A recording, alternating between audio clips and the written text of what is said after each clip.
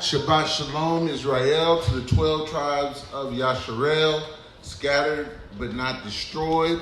We welcome you again to another Shabbat Day service here at the Awakening Remnant Coalition, Dallas, affectionately known as the Ark. Hallelujah. Hallelujah.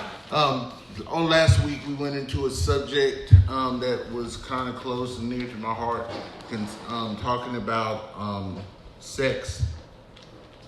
Well, I asked the question, is sex marriage? This is one of the talked about topics in Yasharel, and it's one of those doctrines that have led many astray, and so we wanted to cover it. But I also this week want to really go into depth about marriage and the marriage contract and what marriage truly is. So as we get ready to go before the Most High Yah, I want to tell everybody greetings once again. And we're going to go back into Deuteronomy 22.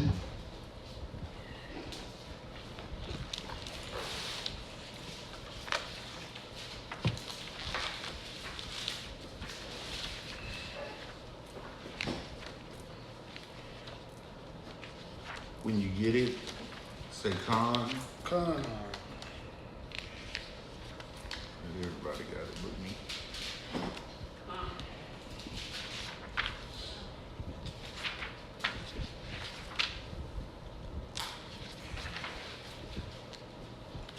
We want to say hello also before we get started to Brother Rod in his absence.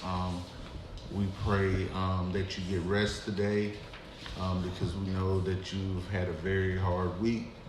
So, we just want you to know that we miss you, brother, and can't wait to see you again next week. Let's see, I'm all in numbers. There we go. All right. So, as we get ready to talk about the subject of sex marriage, we went down and broke down part of the contract or part of some of the things that happen in our custom that would line us up and let us know about the marriage contract and what part sex played in this contract. And after speaking about it or going into it, we began to realize that sex really wasn't the foundation of the marriage more than it was something that kind of like sealed the deal, or something that proved a point or proved that what you were receiving was pure or not defiled. So we covered words like virgin, we covered words like defiled, we covered words like bride in the Hebrew. And all these words we covered last week, we covered in their Hebraic form so that we can understand its function and how it worked. This week, I really want to touch on two aspects.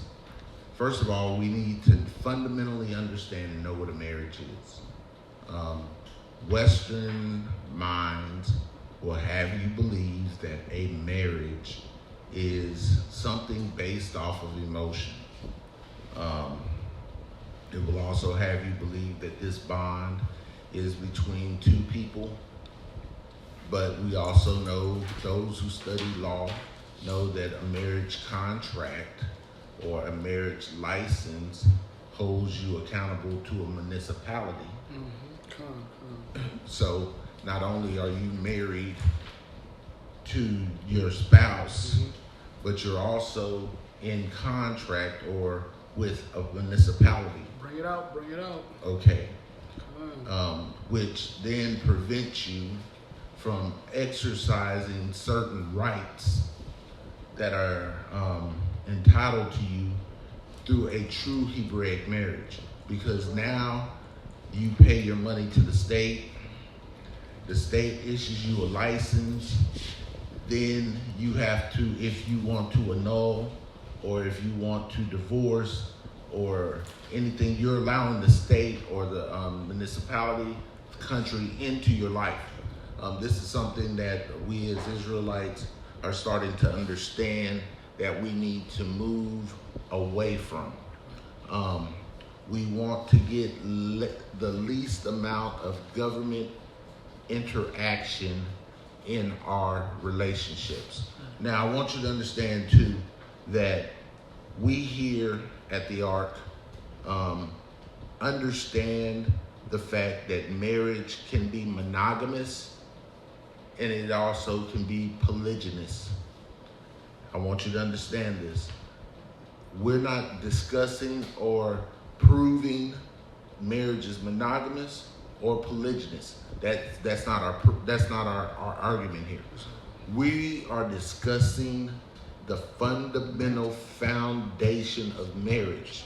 So if you are looking for me to be on the side of the polygynous movement, you're wrong. I'm not going to jump on that bandwagon. If you're looking for me to be on the monogamous part of the marriage, I'm not jumping on that bandwagon either.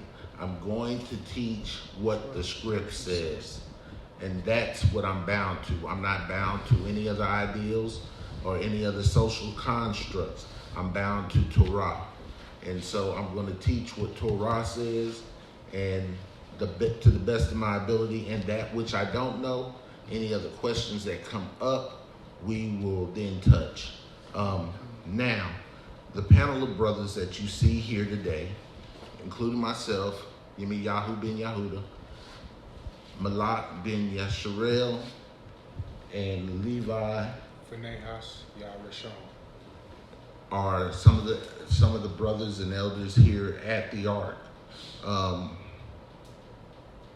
Understand this: we are the type of brothers who are open to exchange, as long as it's based in Torah. We don't really deal with people's emotions. That's not how we work or operate. So if it's not scripture, we really don't care. Now, I want to tell you this: in a marriage is not an emotional contract. First of all, we have to understand that the Most High did not deal in emotions. So I'm going to give you a definition, a rough definition of marriage. Okay, so marriage is a verbal or written covenant, contract, or agreement between two or more parties for the sole reason of transferring assets one party to another. Once again, I'm going to hit this subject again. A marriage, biblically, is a written or verbal covenant, contract, or agreement between two or more parties for the sole purpose, I want you to hear this, the sole purpose of transferring assets from one party to another. So, we're going to say, what are assets? What do you deem as an asset? Let me go into the importance of the sisters of Yasharel. First things first, the most important commodity outside of the Most High that Yasharel had was the daughters of Zion. Okay, I'm going to say this again because I got a house full of women and ain't nobody saying that. The most important commodity or asset that we had in Yasharel outside of the Most High was the daughters of Zion. Hallelujah. Amen. Why is this important to know? Because our very function as men in Yasharel was to give service not only to the Most High, but to our women. God. Right. Come on. That's right. Henceforth, why contractual marriage was so important. Because it kept sisters, the daughters of Zion, under a covering. That's right. That's right. Protection. The daughter of Zion always belonged to the Most High. So they were always under the protection and covering of the Most High Yah. But I want you to also understand that they were also under a earthly covering, which was a man or, well, period, a man. That's right. Period. That's right. Exactly. Period. Period. That's right. Period. I'm not going to go into no ors or no maybes or no fancy buts. They were either under the covering of the Most High, their Heavenly Father, or under the covering of their Abba, which was their earthly father, or they then became under the covering of the husband. Only way that a woman was covered by someone other than a husband, which would be another family member, was due to death. That's right. That's right. So uncles would take the responsibility of his brother's kids if they weren't at marriageable age. He would let them into their family. Go ahead. Let me add one more. Or a brother, but the sister had to be a virgin. Okay. You can find that in Leviticus. We'll go over that, Leviticus 21. So Leviticus 21. Chapter We'll go over that too today. Hopefully. Well, yeah, the priests, but those are brothers too. Yeah. So the priests were responsible for the widows and the orphans. That's right. That's right. Okay, so those were women that husbands were dead, they were too old to get down, and so the priest, I don't mean get down in that sense. I got some players. I just got some looks. I didn't mean like that. I mean, they were too old they weren't concerned about marriage at that point. Let's get some clarity. Sorry. They had gotten to their upper years. They didn't raise the family. They had some. We want to explain to that. I didn't mean get down like get down, like, get down. I mean, they're just good cleanup, huh? Good cleanup. so. Hold on. There's a few people online. Let's acknowledge a few people online. I think Brother Johnny is on there. Say Shabbat Shalom. And I couldn't see the other person that was on there, but Shabbat Shalom also to you guys on YouTube as well. So what we are trying to do is establish the fact of what a marriage is. Now, I want y'all to understand something too in this contractual marriage. The reason why the Most High kept the women protected was because they were responsible for carrying the seed forward. Okay. It's good for us to have, as a men, to have all this. I'm just going to be plain and blank. I'm sorry. It's a good thing for us to have all this sperm and we're able to create and make children. But without fertile ground to put it in, it's useless. It's useless. It's useless. So when the Most High instituted the fact that we needed to carry our seed on, that we needed a vessel. And remember when I told you on last week that a wife was a vessel that was suitable, or a container which was suitable for a husband. Why was this important? Because this vessel was not only to hold his seed, like we think, but it was also to hold on to his emotions. Because there is stuff that I share with my helpmeet, with my wife, that I don't share with any other women. You see what I'm saying? She knows my intimates of intimates. That's right. She knows my hurts. She knows my strengths. She knows my weaknesses. She knows my every flaw. She knows that I sleep with a CPAP mask. She knows that I drool in my sleep. There are things that my wife knows, well, now that the world knows, that a lot of other people aren't really privy to unless I share it with them. Your wife is your comfort. Yes, she is my comfort. When I come home from a hard day's work, my wife is my comfort. She's my sounding board. And your nurturer. Oh, yeah. She is all of that. Understand this. Women, when you go into a relationship with a man, into this relationship as a wife, you learn the skills to take care of a husband. To take care of children. Because like I told you on last week, men really ain't nothing but grown boys. We traded in our Tonka trucks for Ford trucks. We traded in our G.I. Joes for the fellas.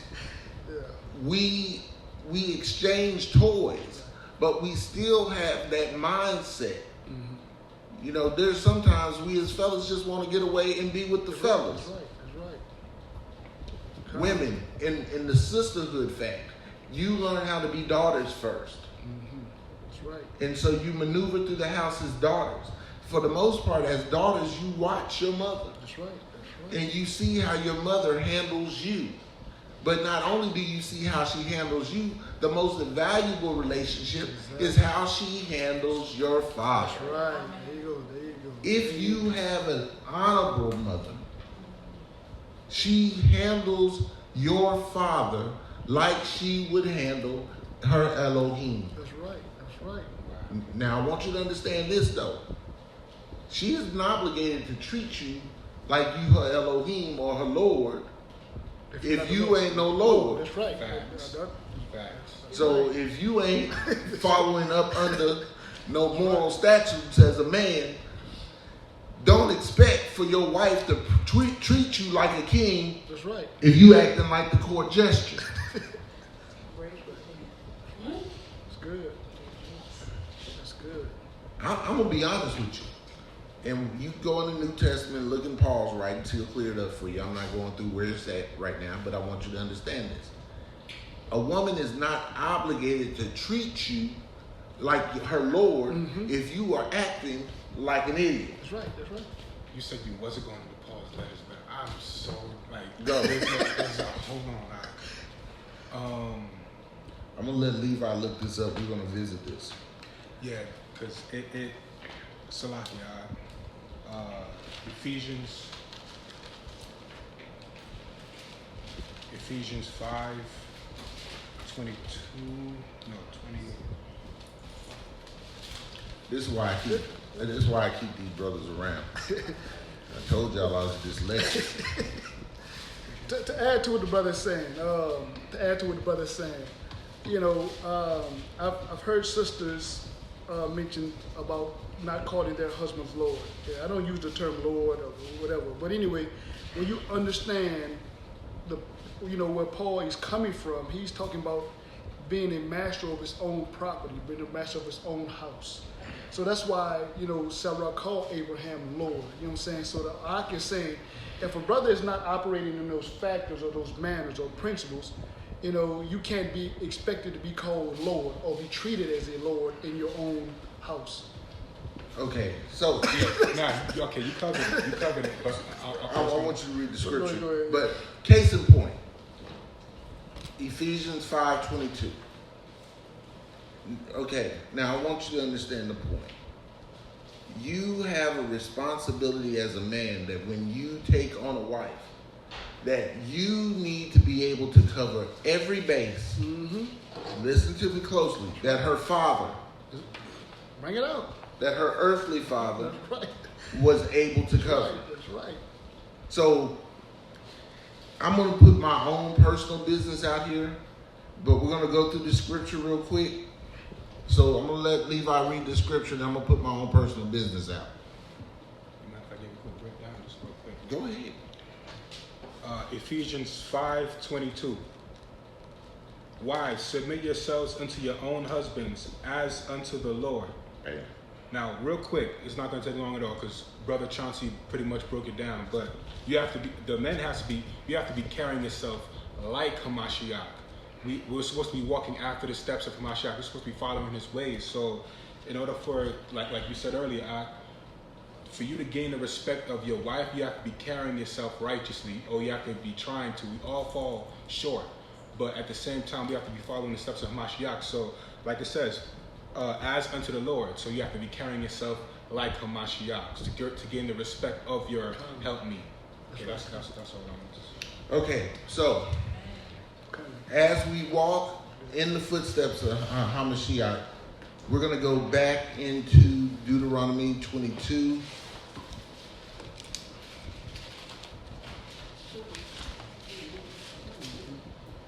I think we stopped at 20. I think the 26 or 25. No, when we get to 25, we didn't read over there. We stopped at 24. Yeah. So, Levi, I want you to start at 23, and we're going to read down. We'll just go through it again. We're going to etch through. So, Deuteronomy 23. Deuteronomy 22, verse 23. Deuteronomy 22, verse 23. If a damsel that is a virgin be betrothed unto an husband, and a man find her in the city, and lie with her, then ye shall bring them both out unto the gate of that city, and ye shall stone them with stones, that they die. The damsel, because she cried not, being in the city, and the man, because he hath humbled his neighbor's wife. So thou shalt put away evil from among you. Hold on. Now, humbling the neighbor's wife means that you have known her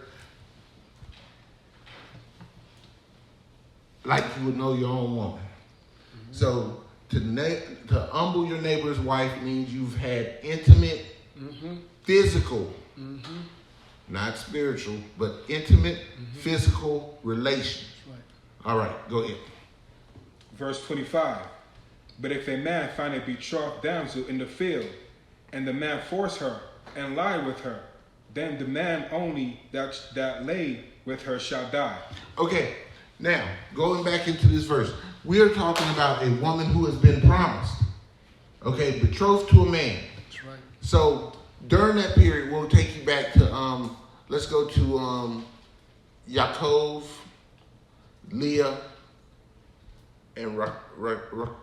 Mm-hmm. Let's go there. So during that 7 years, when Yaakov was working for Laban, his daughters were betrothed, which means they were promised to him, which was a warning to any other man in the area. Hands off. He is still trying to fulfill his contract, or he's still trying to fulfill his obligation. Okay? Now, what I want to explain to you is, Yaakov went to Laban,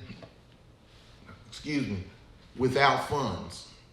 So when Yaakov went to Laban, he went without a bride price.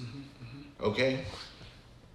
I got to explain this to you because I made a mistake on last week and I want to clear something up. Last week I said that Yaakov went without a dowry. Wrong choice of words. It's not a dowry. Okay? He did not come with the bride price. Okay, this is a difference. There are two forms of payment that take place in the contractual marriage. Okay? There is a bride price, which the man pays unto the father's family. Okay? Or to the father. Then there is the dowry. The dowry is payment from the father's family back to the husband.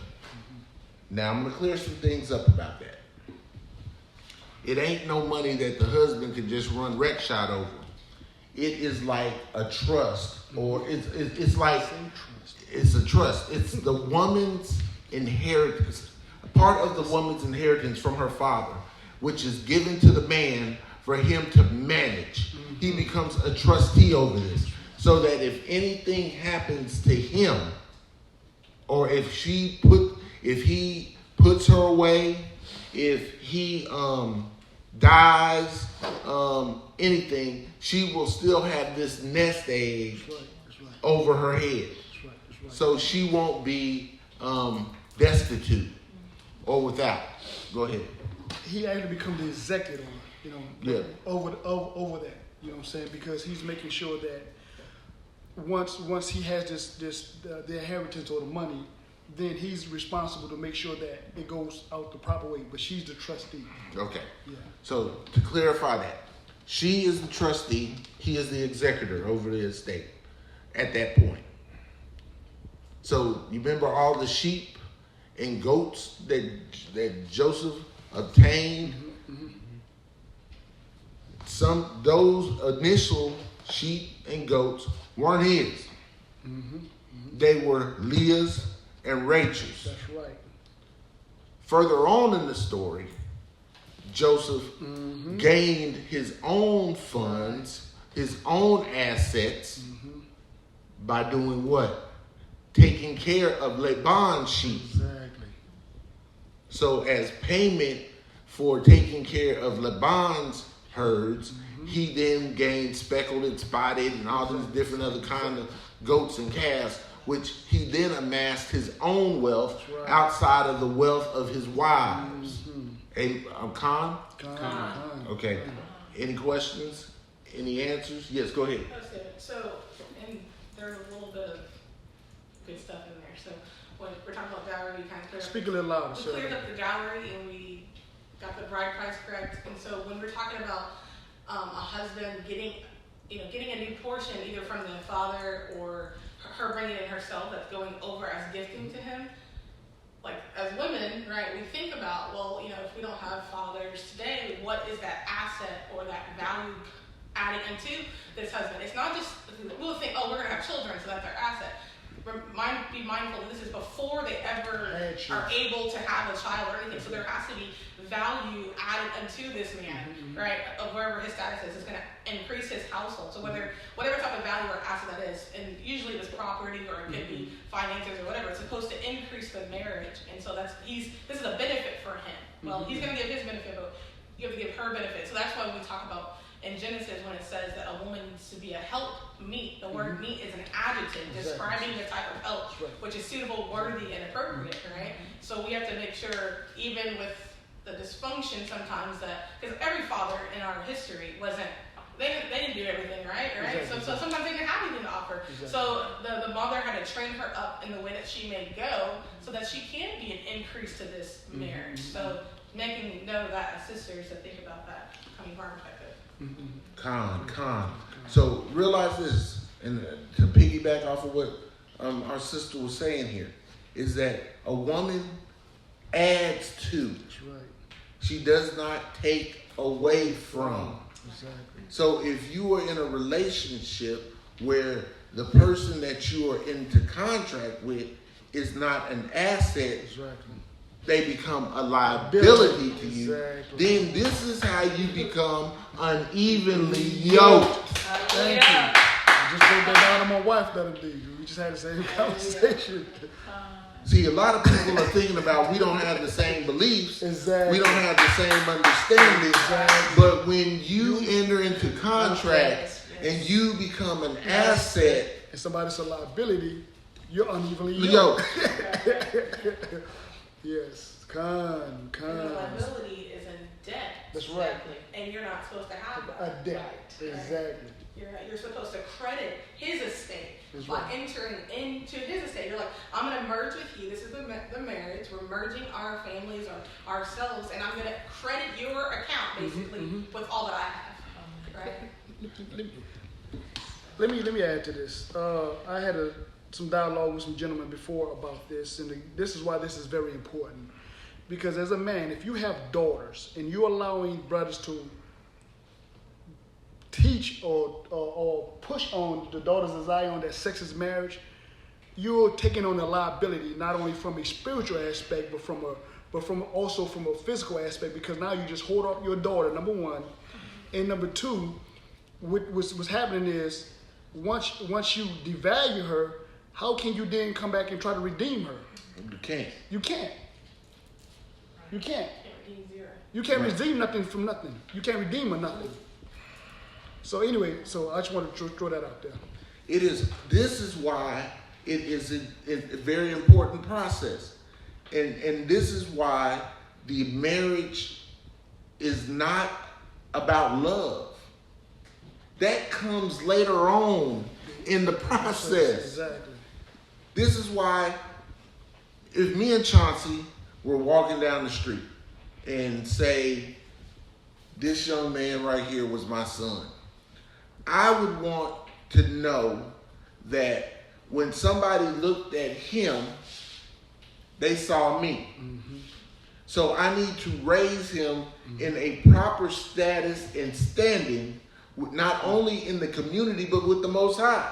Mm-hmm. That way, when people see him, they will think not only is he a worthy person as a man, but he's a worthy suitor as a husband. Hallelujah.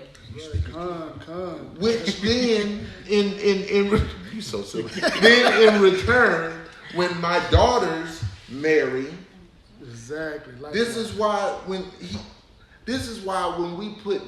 we got to be very careful. This is why I'm very careful about the names that we choose going into this walk, because people will put Bet and Ben and then some things on the end. Mm-hmm. Are you living up to that standard? That's right. Ben Yashua. Ben Yah. Are you carrying yourself like a son of Yah? Mm-hmm. Are you carrying yourself like a daughter of Yah? Mm-hmm.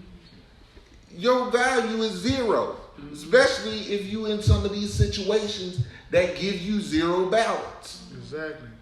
Look, when you are in relationships that are carnally based and not spiritually based, you are in debt. That's right. That's right.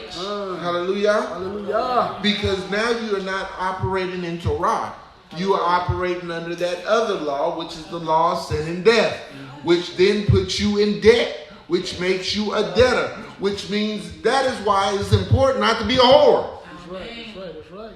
Because you're not a hoe, you're in debt. That's right. Yes, ma'am. Does that mean also, to add to that, would you say, women having children out of wedlock, they become liabilities? They become to a the liability. assets? What do they bring to the relationship? Mm-hmm. Wow. I mean, it's a mumsar. It's a mumsar. Exactly. Right. First, Penalty for that. right.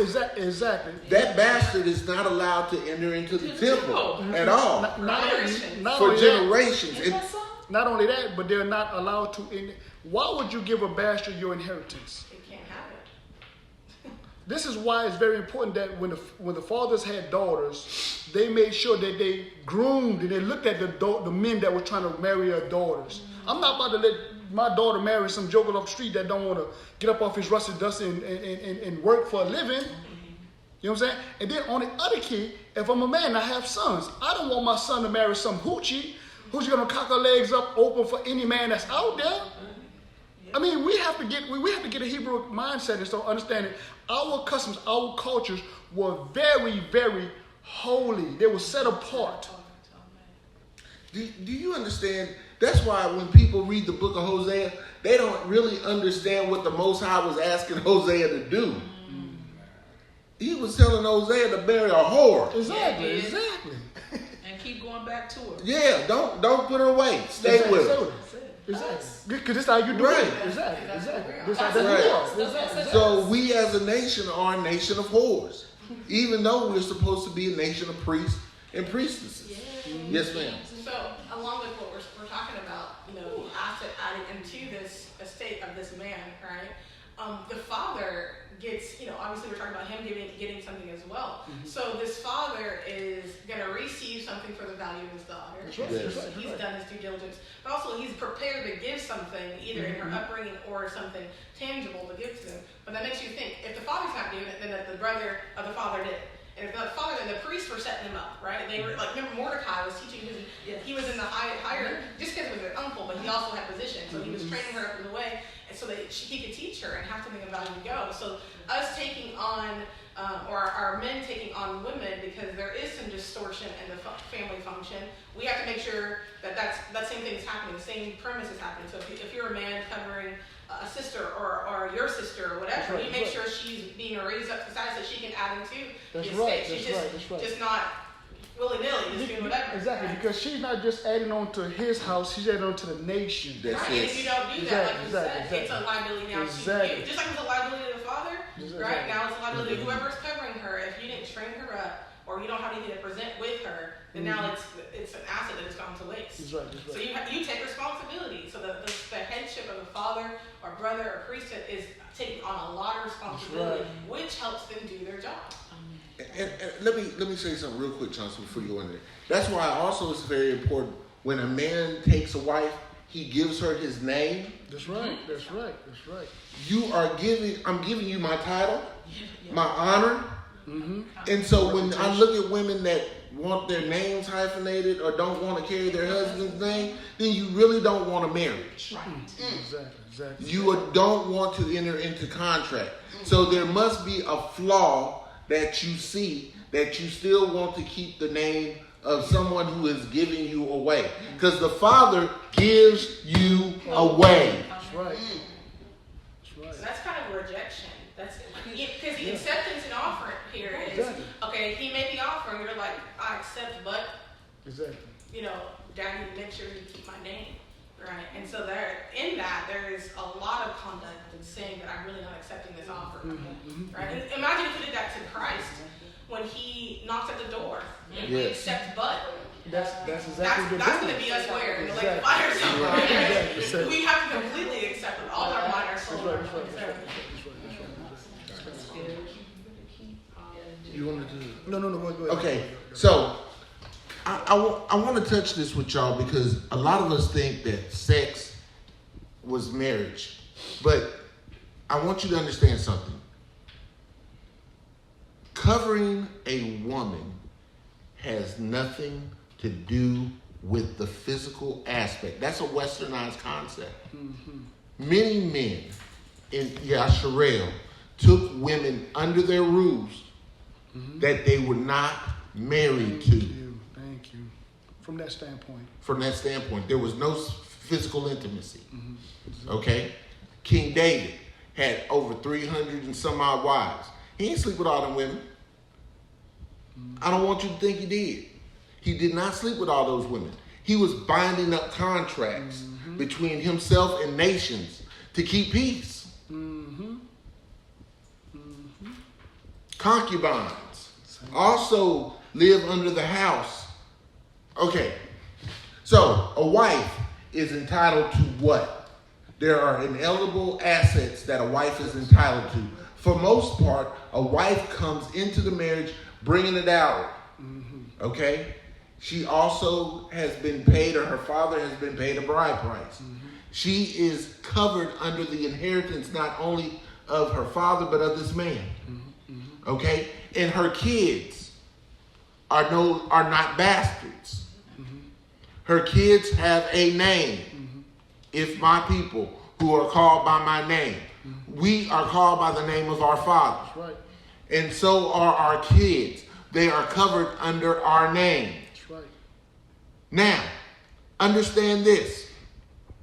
She had a set apart status. When a woman enters into a contractual relationship with a man, she then becomes Kadesh. She's set apart. That's right. She is set apart for whatever purpose she is supposed to do in that house. Again, this is why there's a separation between the ideology of what sex is marriage, because he can have sex with a concubine, he can have sex with a wife, he can have sex with a whore, but there's a difference in their obligations and their responsibilities and his contractual agreement. Correct. Now, a concubine is covered under the same protections of a wife to an extent. First of all, a concubine comes into the relationship bringing nothing. She is not a liability. I want you to understand this. A concubine is not a liability. She is an asset. A concubine can be raised in status from a concubine to a wife at the discretion of her owner. That's right. Okay? Henceforth, Bilhah and Zilpah. That's right. They became concubines to Yaakov. They were still handmaidens, but they were his concubines. Their kids were afforded assets and protections. That's right. Okay? They had status under the covering of their father. Okay? But she did not have the same status as the wife. And that's very important. Go ahead. Women, and I'm talking to the women here, and men listen to you because it's still a woman, right? And your position is much young. When we as women are learning about the different sizes, we're going to enter too, right? We're just women, and then one day we're like, oh, I think I want to get married. So we're pursuing that status. So do you see the qualification we have to meet? Right now, we were just a woman, and we're great. We're in our household. We're sisters. We're daughters. But then we're like, yeah, I think marriage is a good thing, and your father, your mother, or whatever influence has been preparing you to meet that status. So if you don't quite meet that status at the apogee, right, the top point, you might meet the concubine status, which is because they don't bring anything into the marriage already. They can get elevated if you hear that position, right? So that's important for us coming back into the knowledge to be like, oh, well, we got to start figuring out this value that the Father placed on us, live to that standard of that value, so that we can continue to elevate. Just because He placed value on us from the day that we're born doesn't mean that's where we're staying. We're always elevating in Him, right? Usually in Yasharel, the concubines weren't of us. Usually. I want you to understand that. Yeah. They weren't, they were the nations. We did not treat our women like whores. That's right. That's right. Get this through your head, brothers. We do not treat the daughters of Zion like whores. Right. When we enter with a daughter of Zion, we enter in with the understanding that something tangible is going to take place. That's right. That's right. There is going to be value exchanged. That's right. Understood? Now, I'm going to tell you something that a lot of y'all may not understand. Why? Okay. Why was it allowable for us as Yasharel to marry into Mizraim and into Cush, but not into Canaan? And to whom? Canaan. Canaan. The relationship between Wasn't he a cursed nation? Or wasn't it a cursed nation? Canaan? yeah, It's all about the relationship between Israel and these different nations. Well, the Most High. well, two things come to my mind. Number one, when we look at Cush, they entered into covenants through a kingdom at one time. That's number one, I would say. And number two, Cush, when we went to war, they fought side by side with us. Why did they fight by our side? Because we were protecting them. Cush came to save Israel That's right. from Assyria. For Syria, yeah. Cush came and, okay, so the Cushites were some of the baddest sun guns in the land. Mizraim, and from a historical standpoint, Mizraim and Cush always battled amongst each other. Mm-hmm. They had trading dynasties. Mm-hmm. Henceforth, when you look at the Egyptian headpiece, you'll always see a snake on the head, and then there's a hawk. That represents two kingdoms. One represents northern Egypt, and the other one represents Cush. They always either fought or they were intertwined. Okay, I want you to understand why it wasn't bad for us to marry them into Mizraim, even though they held us captive. Somebody go to Genesis 41. I told you there were contracts between two or more parties.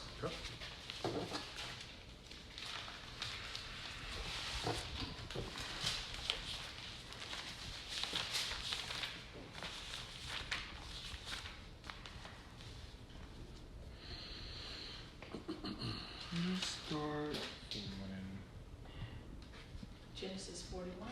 Yes, I want to do the whole chapter, but that's gonna be There's a whole nother lesson now. Yeah, that's a whole nother lesson. Okay, so I'm gonna break down Genesis 41 for you. So when Yosef had the dream, interpreted Pharaoh's dream. For him interpreting the dream, there was a contract made right here. Okay, so I'm gonna break it down. There was a contract made. Yosef was elevated from a slave to chief regent. That's right. He was the second in command only under Pharaoh. Okay? There was a covenant set. How do I know that there was a covenant set? Because Yosef received land, Goshen. He received jewelry. And the biggest thing was he received a wife. By him receiving a wife, he went into covenant or bonds with Mizraim. Right. Okay? This is why, if you read further, I think it's in Isaiah, that the Most High considers Assyria to be his hand, Egypt to be his people. That's right. Because they mixed with us and they were used to carry out punishments towards us. Okay? This is why it was not bad. Now, when Miriam and when Miriam and Aaron got a hair in their butt for him marrying a Cushite because of the status thing, that's why one of the reasons why it was frowned upon by the Most High. Because there was already covenant set. And even if you read further into the story, if you read in the Jubilees and Jasher, you'll understand what Moshe really was concerning the Cushites. But that's a research study, and I'm not going to go into it because it's not in the book. It's not in this one. So, contractual marriages are not just between people. They are between nations.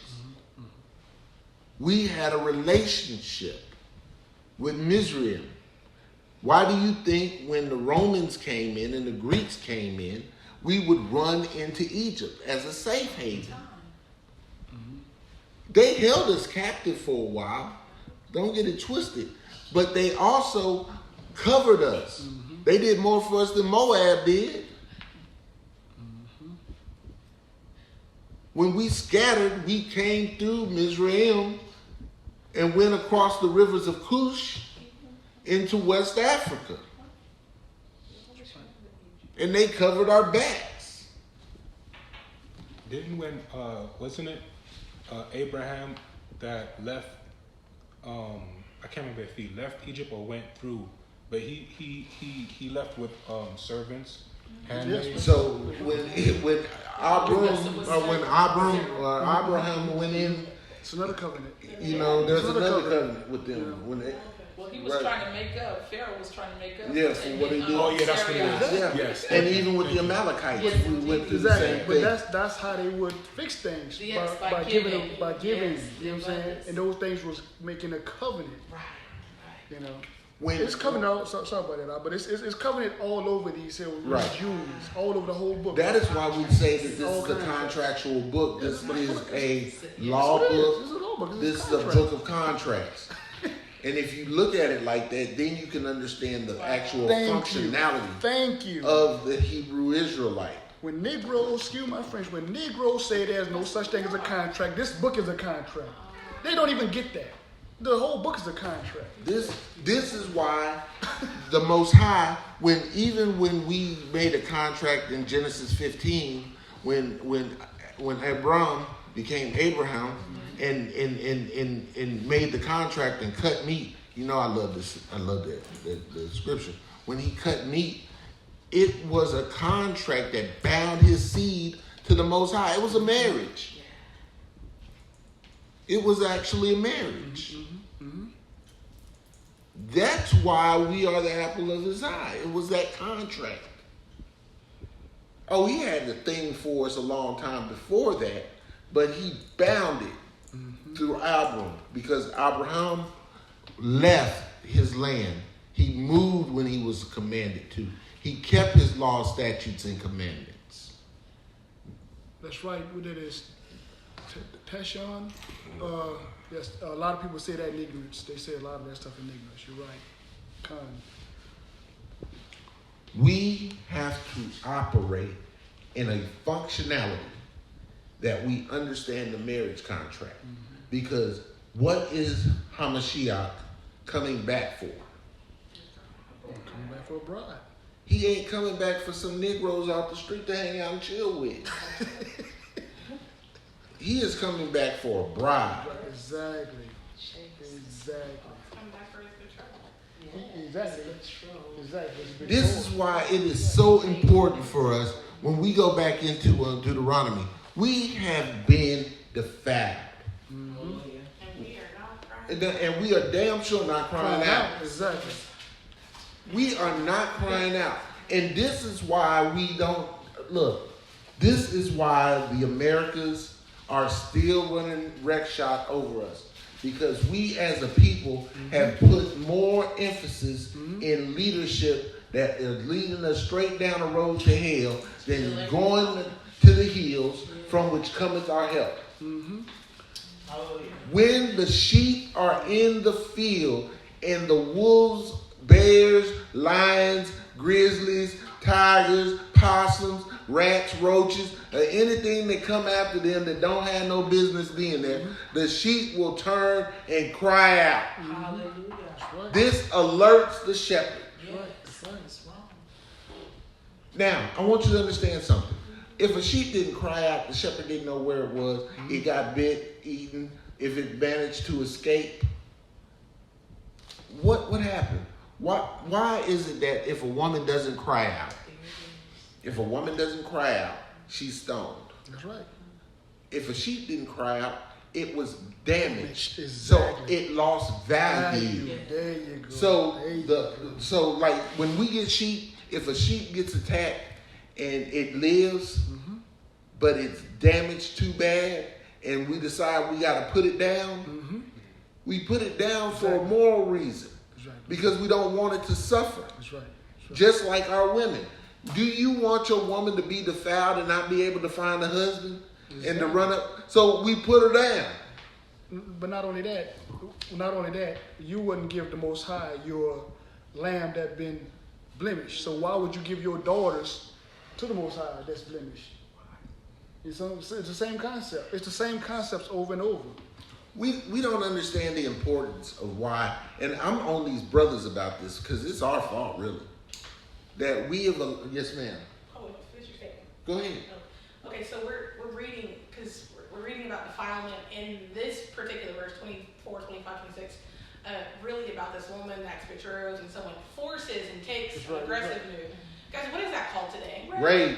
Okay, so when we talk about that, that's very sensitive. There's a lot of victim mentality. It's a lot to recover from. There's that whole conversation.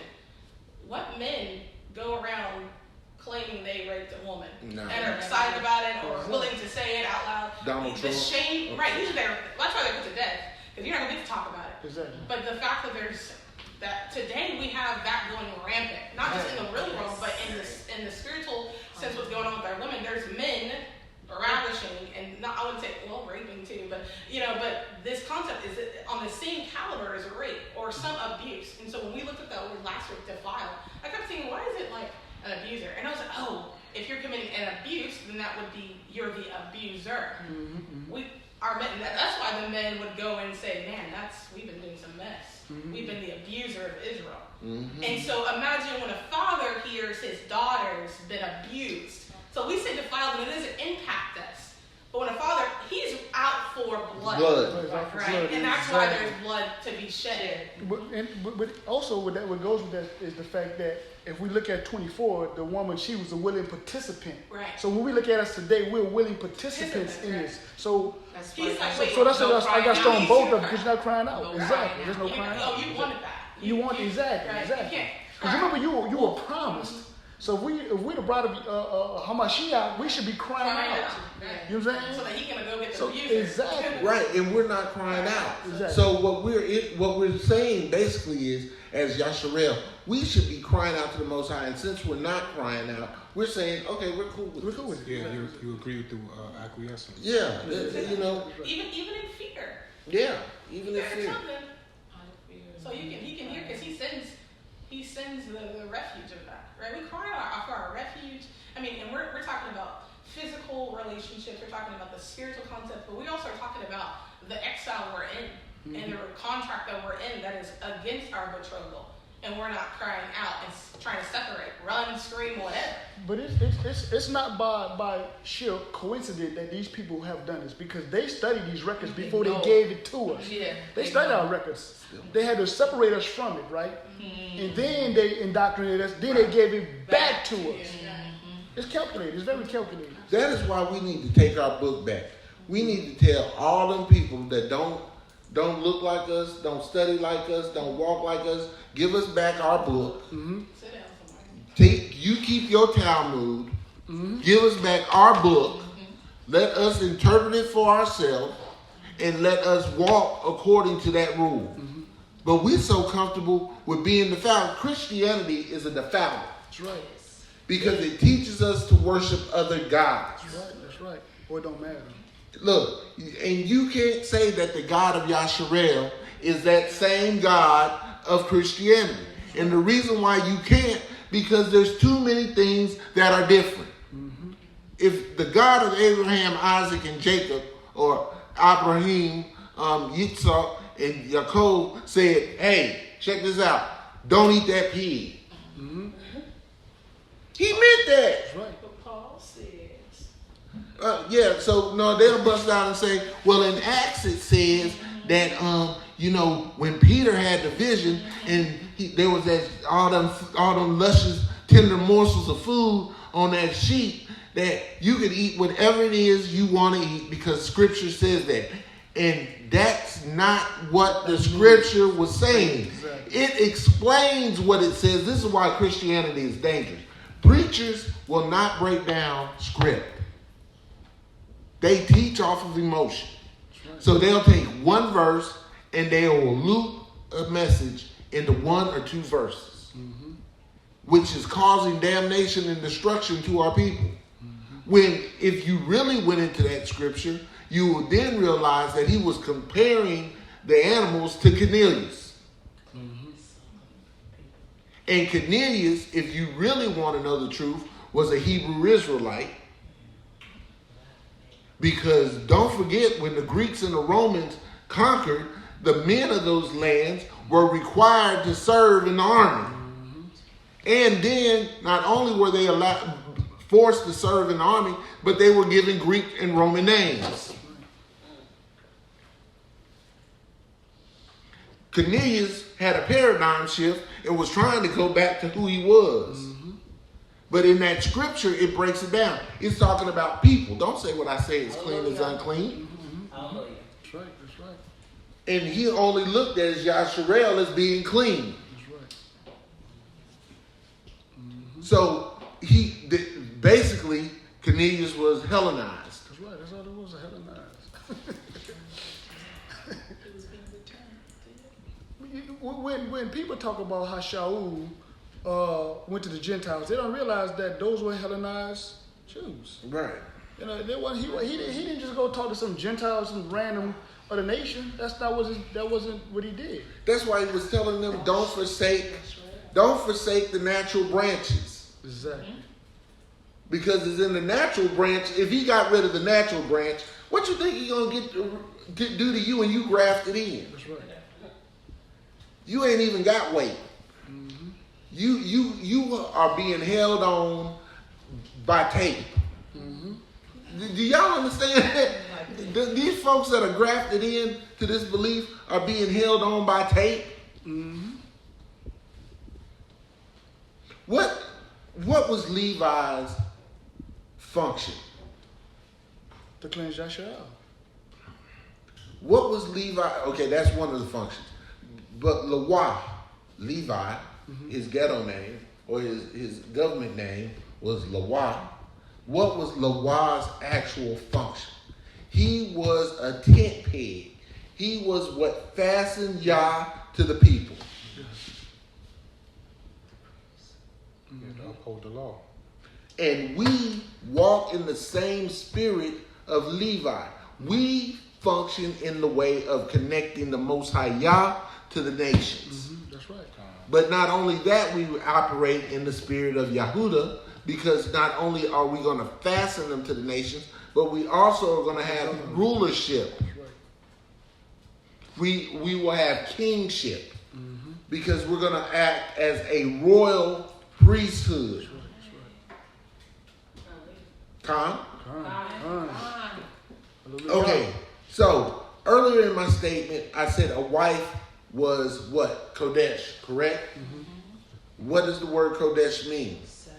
Set apart. So in English, we would say holy. But do you know that word Kodesh also has a double function?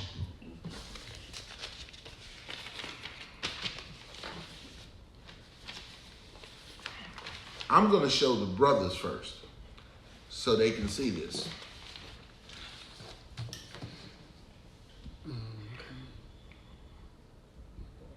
Okay. Root to the part. Wow.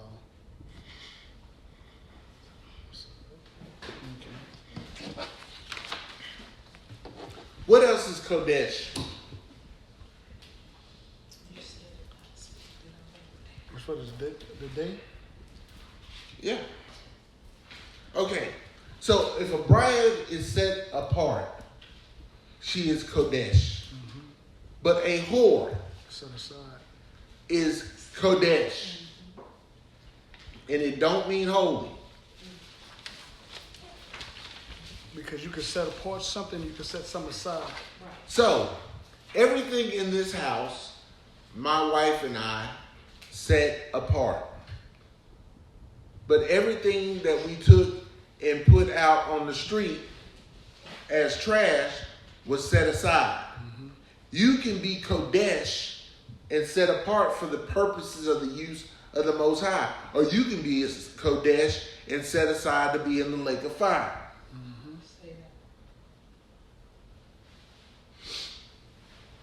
Let's see. I'm going to spell that word. Oh, shoot. Look at this.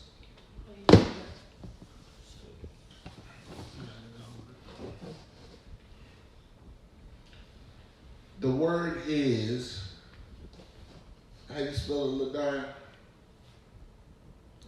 Kodesh. How do you spell it? First letter.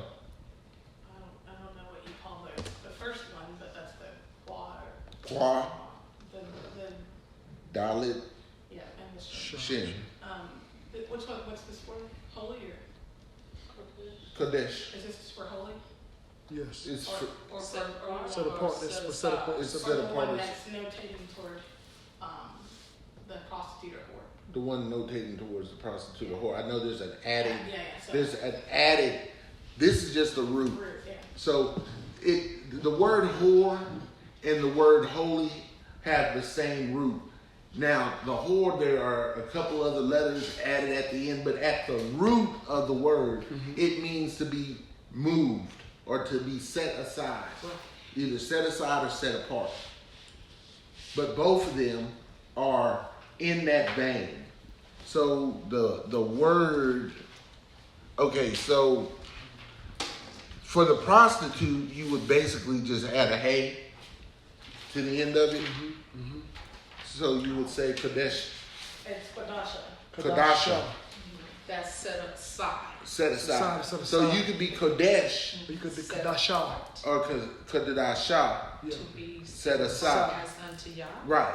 Or set aside. Kodasha. For On your destruction. way to your- Yeah. Yeah, for destruction. Destruction. That's good.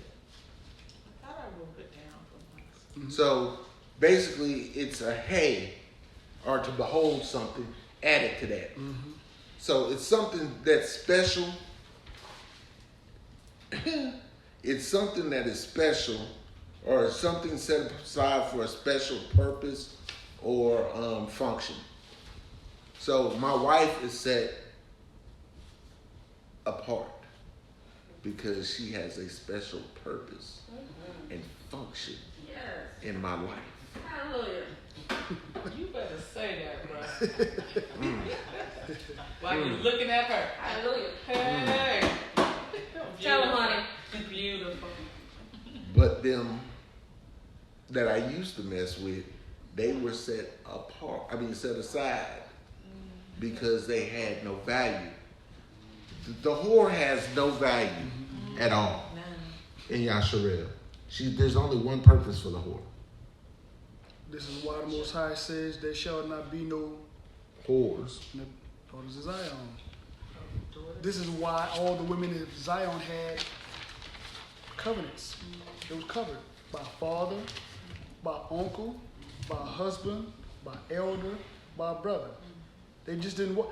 And like I said last week, it was given in Israel that when a man took on a wife that she was a virgin. It was given. It was not debatable. It wasn't something argued over. So the word virginity has no sexual content. Yes. So it doesn't mean that you can be a virgin and be married. Mm-hmm. It just means that you're a woman of working age. Mm-hmm. But it is an understood fact inside of Yasharel that the women are virtuous. That's right. Virtuous. Exactly. It's just yes, go ahead. Talking a lot of women stuff, so I got a lot to say. But so when we look at a woman, we talked about this a while ago, right? Remember we kept saying that the woman is the field, right, or a piece of land, aka a piece of property. We're talking about estate, so you're adding to the estate. She's a piece of property, and don't take that the wrong way. If you don't, it's not a bad thing. But just let's put them two side by side. Woman, aka also known as property. So when a woman becomes the status of a whore, what would that look like if you had property? If you had a piece of land and it was just being used every way, Exactly. right? Like with no bounds. That means my neighbor will come put his seeds in there when he wants to. And it's breaking laws. Exactly, And then exactly. people are killing people. There's all kinds of liabilities taking place on there. Exactly. And it's problematic. Diseases happening. No one knows what's going on. It's not fertile. Right. You know what I'm saying? But if Because it's bound by contract, definitely by our law, by Torah, now it's going to give its complete fruit of what it's supposed to do, which is to yield, right? That whatever it may yield for that home or whoever the owner is for whatever service they want to provide. Not always children, guys, because some men already had children. They're adding, like we talked about this, the brother and I. David had a woman come into the house, right, that he took under his his household. It wasn't to having no children. It was in his old age to keep him warm. Warm. It wasn't because he was sleeping with her. He needed youth around him. Exactly. Yeah, right. He had gotten right up there in age. So for whatever service that this owner wants for his property, with quotation marks for those that can't see me, that's important to think of. So when the land is always valuable, it's always an asset. It was created with value, right? It was, but it's how it's treated and how it's allowed to be treated. Now, land doesn't get up and say nothing like, "Don't do this to me." It just doesn't yield anymore, right? That's how it reacts. But if there's lawful things going to it, it will spring up fruit. That's the equation, right? So being mindful of the owner, husband, leader or protector, covering whoever, that's how he's setting appropriations for this land to be used. So that's why it's important to think of the covering, but also as the status of a woman or the land itself. What are you going to yield? So that makes you protect yourself. Like I have this value. I need to show this value. Think of that though. Think of that. If the land is modeled after, if the woman is modeled after land, and then there's all these other gentlemen putting his seed into that land, then there's confusion because now he can say, "Well, hold on, that's my seed. No, that's my fruit. No, that's my fruit." Oh, I don't know who fruit it is. I don't know who They got warm bloodshed. Yeah, exactly. And if a woman does not know whose seed Right. She's carrying. she's carried, she's worse than a whore. Right. It's amazing. Help us, y'all. This is why it is important to be an asset. Look, now there were certain freedoms rendered to men in our culture, and I don't want to go into this because this part is push button and hot. There were certain freedoms rendered to men. Yes, ma'am. Just want to add to what you were saying earlier. Today, that's why we hear our women say when they learn that they are become pregnant and they have been messing around with one or two guys, and then once they realize they're pregnant, like, I really don't know who the father could be. And so that's why we end up having deep DNA test. DNA test is done because she really don't know if it could have been his or the other person. Allowing this person to come into her property, her field, and not knowing. And that's called confusion. Of course, people suffer and get killed behind that. And the Most High is not the author of confusion. Come on. So over his land, do you think we are on his property? So over his land, do you think he wants to have jurisdictional battles over his property? And when a woman whores herself out, it becomes a jurisdictional issue. Because the land doesn't just hold topical rights. It also holds mineral, surface rights, and bottom rights. Well, actually, as men, we're asking ourselves a question. If I have all these inheritance, right, and I want to give out to my seed, why would I give my inheritance to Brother Levi if Brother Levi had been sleeping with the same sister? Why would you do that? So again, this is why this stuff is important. You want to be able to say, when a man owns a piece of property, and I'm not calling women property in the bad sense. You're an asset. Right. You are the most important asset that we have on this earth is you. That's right. Because you teach us how we need to surrender ourselves to the Most High. That's right. You teach us how we should function concerning those things that are valuable to the Most High. That's right. You teach us how the Most High should deal with us. That's right. If that does not make sense. Somebody said a wife is private property. Oh yeah, she's definitely private. It's private property. It's private. It's a two-party agreement. That's what's up. Well, That's right. actually, let me clarify this. Clarify this. There are in a marriage. There's no two-party contracts in Israel. I want to let you know that right now. There's none in any realm. Right, but especially in Yasharel, I belong to him. That's right. Well, no, there are three-party contracts. And I want you to understand, every contract is between the two people, and it is governed by Yah. Or whoever you let govern. But that's why the government has created a third-party contract. Everything is mirrored off the Torah, off the Bible. Everything. Everything. I want y'all to look at something else. I want you to look at something else before we break this down, because we're like an hour and 14 minutes in.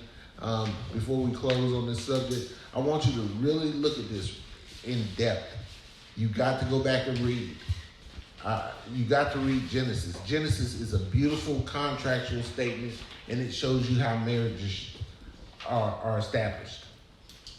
But I want you to understand this.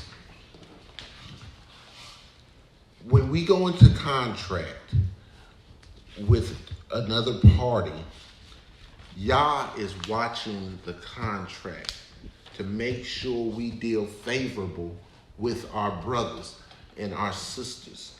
That is why he tells us not to have any liens. Mm-hmm.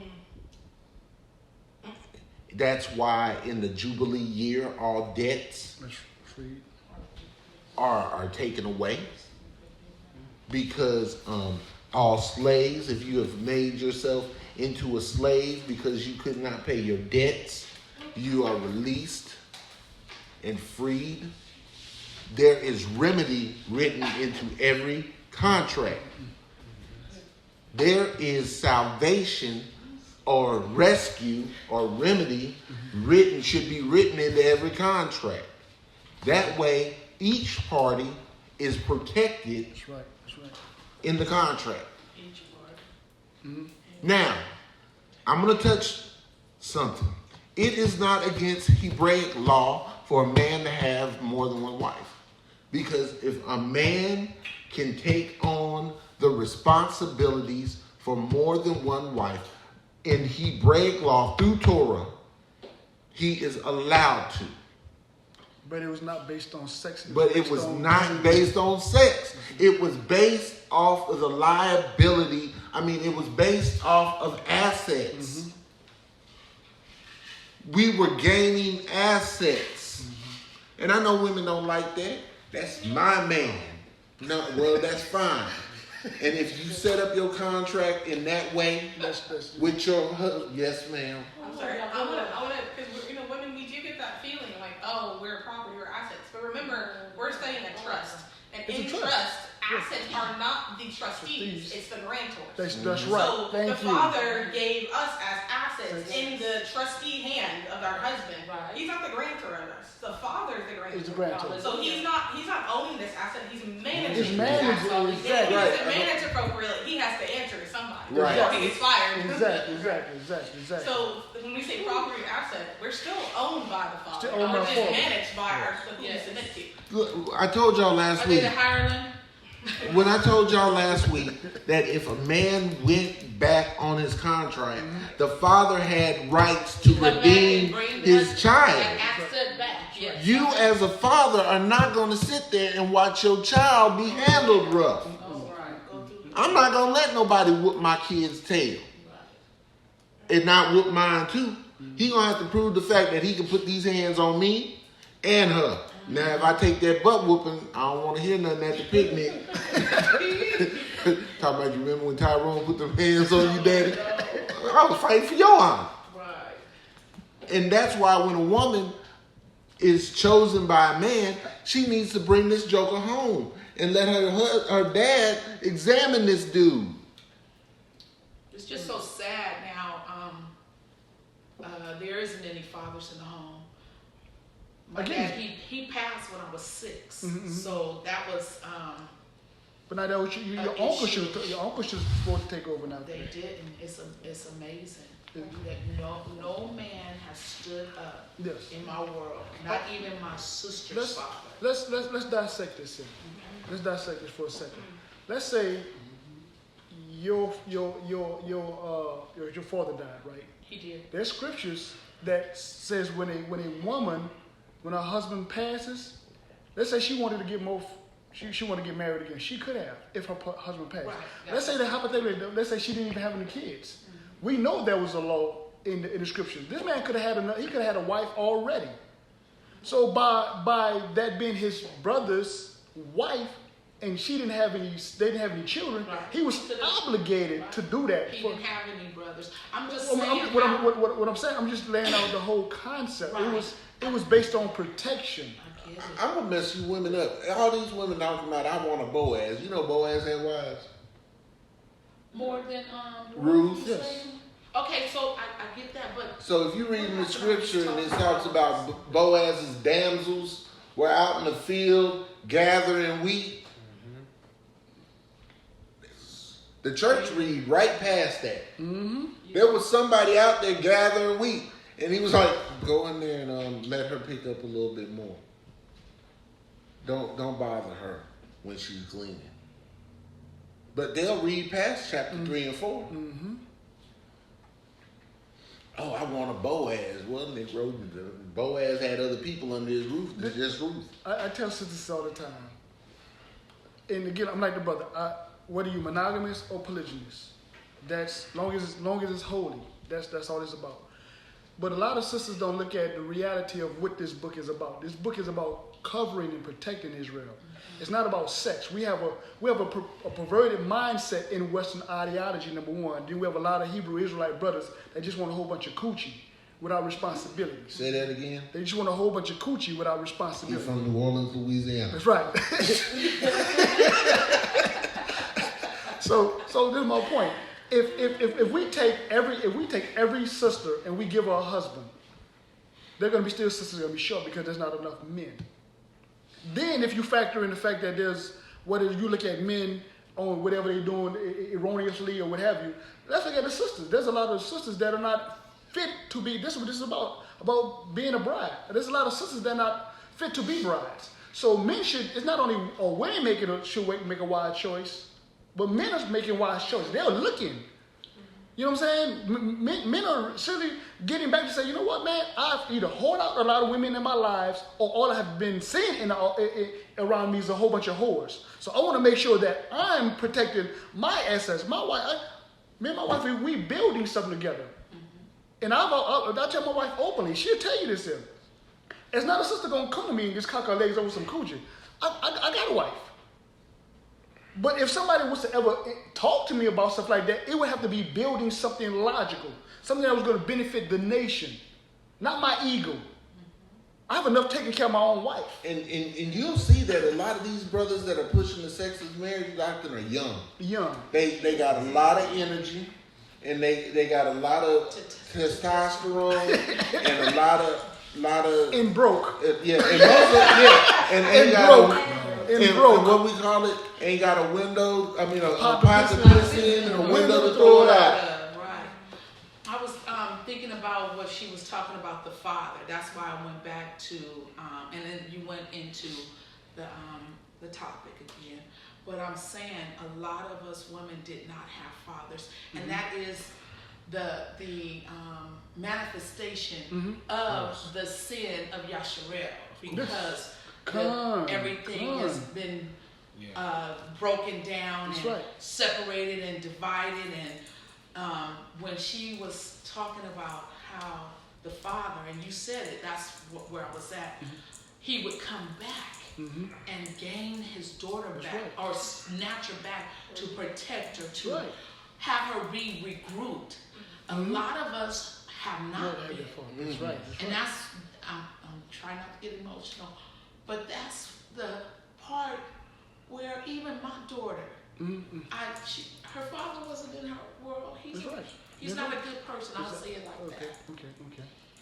So when she went through a terrible marriage, a horrific marriage, she wouldn't even allow me to come in and, you know, because I wanted to, but it wasn't my place. But there was no man in our world to do that, to protect. But this is why it is important that as we come into this truth, we allow sisters a period of healing. That's right. The first thing, if you in this walk and you just coming into this walk, you don't need no damn wife. Let me just put it out here. Dudes, you just coming in this walk, you don't need no damn wife. And sisters, you coming in this walk, you don't need no damn husband. Get healed and get right. The first thing you need to do is get healed. The first thing you need to marry is the Most High. That's right. You need to learn how to be a child. You got to learn how to be a daughter first. There it is. And so you need to work your way up the progressions before you ever get ready to marry. That's right. Now, if you had the luxury of being raised in this truth, then people are already looking out for you. That's right. And have already established covenants for you. for you, and got people lined out for you. But these women right now, I'm serious. A lot of daughters of Zion want a dang husband, and that's all they want. Exactly. Oh, I need a covering. No. If you got a righteous elder or a righteous teacher, he should be your covering. That's right. That's right. That's right. When I've talked to Brother Chauncey about this. Me personally, when I look at the landscape of, I'm talking about just the men of Israel, in my opinion, and I'm probably wrong in everything I'm about to say, but to me, in my opinion, 90% of these brothers are wicked. 90%, and we got a whole bunch of sisters out there that need covering. Let me add to that, because I want to touch on what the sister said, and also touch on what the brother Levi said. Tell him a lot. Sister, it's not just the sisters are broken and stuff. We broke. The men are broken. And it starts with the men. It starts with, and if the men cannot be healed, I have sisters tell me all the time how they're broken and stuff like that. As a elder, as a brother, as a teacher, as a provider, as a father, if I can't put my wounds aside and help you, I'm no good. As a priest, that's my job. That's my job. The problem with brothers is they don't know how to put themselves second. They want to put themselves first. They want to put themselves first. And again, when you're dealing with the Father, I tell you what, let's get Leviticus 21 right fast. I don't want the Most High mad with me for defiling His daughters. I don't want the Most High mad with me for tearing down the land, because again, that's what I'm as I defile the land, because the sisters of the land, I'm defiling the land. I don't want to. That's why we was kicked out of the physical land, for defiling it. Exactly. I don't want that. You know what I'm saying? So men have to be able to deal with themselves first. If the men cannot deal with themselves first, how can we then? Because we'll preach to heal the nation, right? And how is He going to heal the land? So when you think about that one statement in 2 Chronicles, He's talking. If my people who are called by my name will humble themselves and pray, seek my face and turn from their wicked ways, I will hear their voice and heal their land. And who's the land? Who's the land? The women. So He's telling them damn ignorant men, cry out. He said there shall be no more barren. It's not about the land. He's talking about the men. He's talking about the women. Exactly. It's not the land barren. It is. It's not the land barren. barren. It is barren at this time. It is. It all starts with repentance. It all starts with accountability. Amongst the men, like 1 Kings 8:37, it all starts with accountability. The men have to accept accountability for our sins and our mistakes. Because a lot of these brothers, I see them teaching and stuff like that, and I communicate with a lot of brothers on Facebook, and a lot of them, I see them clear as day. They don't take accountability for nothing. They don't take accountability. All they want is a name and no responsibility. They want to point fingers like Adam did. And I'm not, listen, if I was Adam, I probably would have ate the tree. I don't know. I probably would have worse than you. I'm just saying. It's not me pointing fingers, but I'm saying, just like Adam pointed fingers at Eve. He low-key tried to blame Eve. These brothers do the same thing. They don't take accountability. Your responsibility as a man is to take the responsibility for your actions. Amen. The women will follow. You can't manage as a man. I mean, if you're a man, you should be managing, right? You have to take responsibility.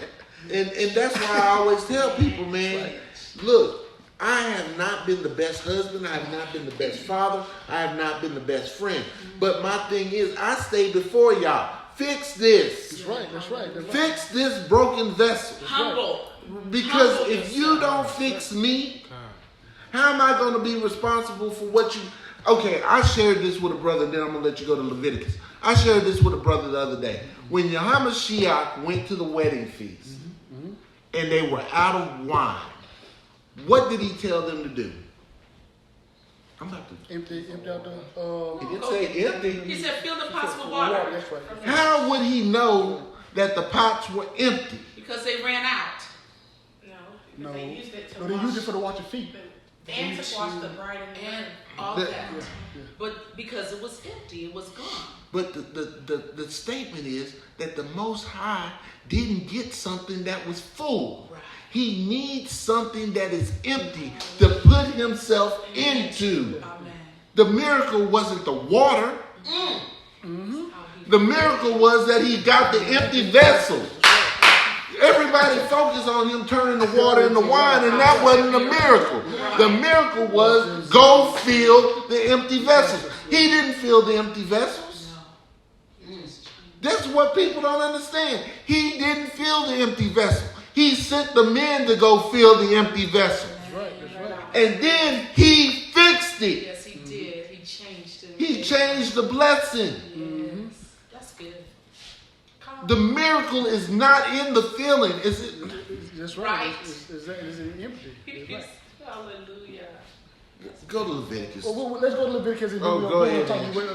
Let's get Leviticus. Leviticus 21. Leviticus 21, and then just read on down, Al. Just read on down. Leviticus 21, verse 1. And the Most High said unto Moshe, speak unto the priests, the sons of Aaron, and say unto them, there shall none be defiled for the dead among his people, but for his kin that is near unto him, that is, for his mother, and for his father, and for his son, and for his daughter, and for his brother, and for his sister, a virgin, that is nigh unto him. So hold on. So a brother can cover his sister as long as she's a virgin. I just want to edify that with the scripture right fast. Go ahead, Al. Which hath had no husband, for her may he be defiled. Okay, now let's jump down because we want to understand that the daughters of Zion, if we're looking at it from a perspective of a father, let's look at it from the daughters of Zion being the daughters of the Most High as well. So let's jump down to verse 9 and read on down. Leviticus 21 and 9. And the daughter of any priest, if she profane herself by playing the whore, she profane her father.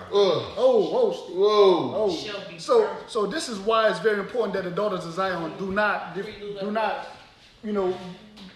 have the bad reputation of being whores. Not only for their earthly father, but for their heavenly father. Right? Go ahead. I'm gonna start that verse over because go ahead. And the daughter of any priest, if she profane herself by playing the whore, she profane her father, she shall be burnt with fire. Not stoned. Burnt with fire. Because it's a priest. Yeah, the prelude to the lake of fire. That's what I went there. That's it. I just want to get that. I just want to get that right fast. I was gonna say to add on to the sister, she was talking about how there wasn't a father in place, and the uncle wasn't able to be there because he had a brother, and there's not a position of the man, right? So going back to earlier, the woman equals land, right? So if you have this land that has been defiled, they jump ship, and it's just sitting there. Like if you ever owned land or had land, like you just abandon it. It's just growing weeds. It's not fertile. It's just horrible. People are squatting on it. Literally, these brothers are squatting on the land. And then it's just there, and it's completely. When someone comes and looks at it, they're like, "Oh, that's not worth anything." And that's usually what the women feel. We're not worth anything because I've been squatted on, I have all this stuff and whatever. But if you own property, right? Most people don't go buy the new property, right? No property is really new, right? They go, and if it's not of standard or it's not the best grade, what do? You restore it, right? You don't refurbish it because that's not a good word if you know legally, but you restore it. And so, have you ever seen people flip houses and it's better than it ever was before? You can restore a property better than it ever was, like when you found it. So the old owner is like, man, like it got a whole theme park on it. It's yielding so much. That's my land. No, it's too late. You abandoned shit. So now this new owner has now put the value back into it. And so when we have brothers or fathers coming back to get their daughter or the woman and say, man, you've been defiled, the property has been devalued, you didn't lose your value. It's my job. I'm going to cover you. They're not going to sleep with you. They're going to provide a safe space, and they're going to work on getting this non-yielding ground to now yield. They're going to get your health right. They're going to get your spirit right. They're going to protect it. They're going to put up, no one's squatting here no more. So they put up gates. Leave this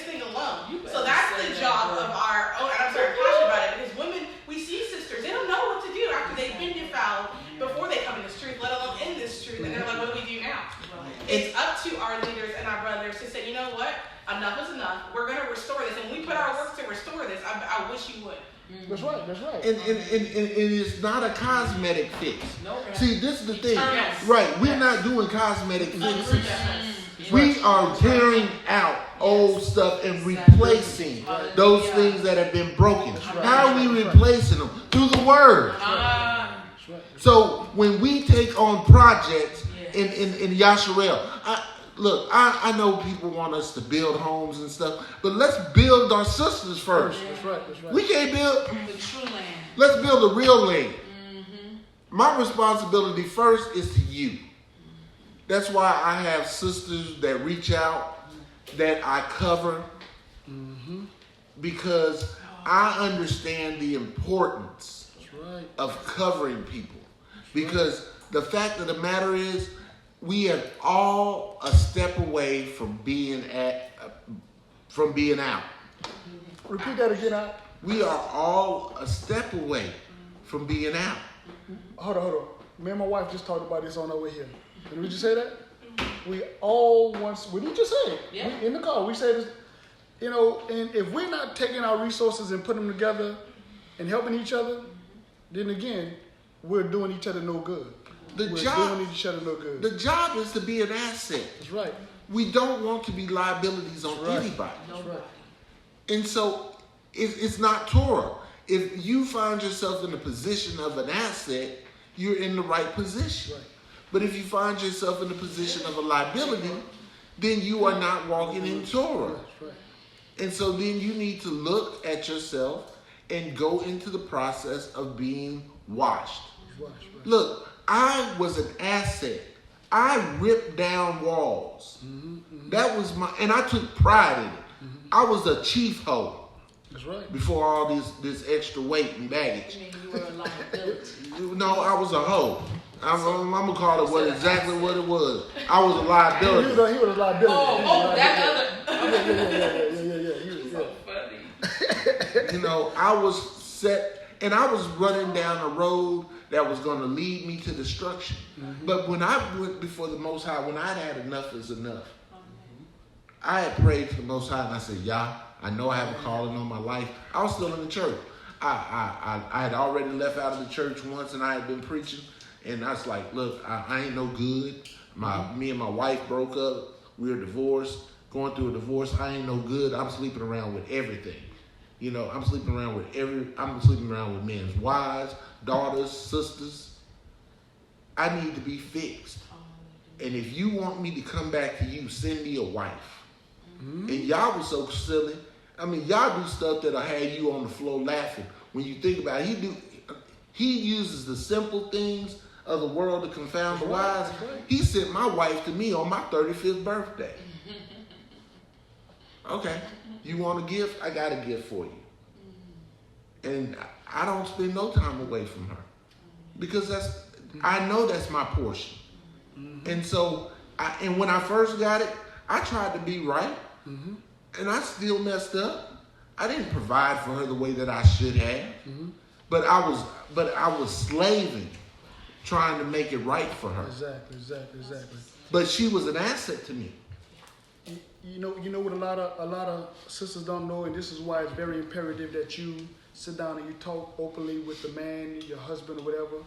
Because like this brother's testimony, I had the same testimony. I literally broke down and cried to a coworker. Cried like a baby. And the coworker was like, man, I wish I had that gift that I could talk to women and get women like that. I said, dude, you don't want that gift. That's not a gift. You don't want that. That's you're looking for problems, bro. The gift of gab is a nightmare. And again, that's why me and this brother have gotten so close, because we talk openly. You know what I'm saying? And this young brother right here too. Because again, a lot of sisters and a lot of brothers just really don't understand what each one of us go through. So we have to be able to talk to one another. And the thing is, look, we know that the Most High made our women the most beautiful on the planet. Oh yes. The daughters of Zion are gorgeous.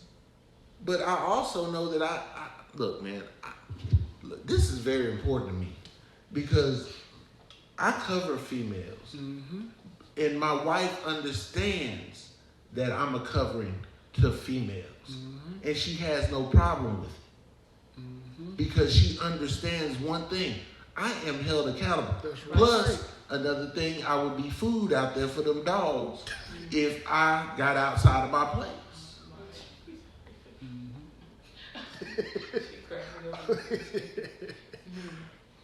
I try to hold myself to a standard because my father is a standard bearer. The Most High is a standard bearer. Y'all don't understand this, man. The Most High has a standard. And this is why I left the church. Because if you can't keep with a standard, how can you say you his? If you can't hold on to the standard, this is the standard. And if you running around here saying, I can't keep the law, statutes, and commandments, then you don't want the standard.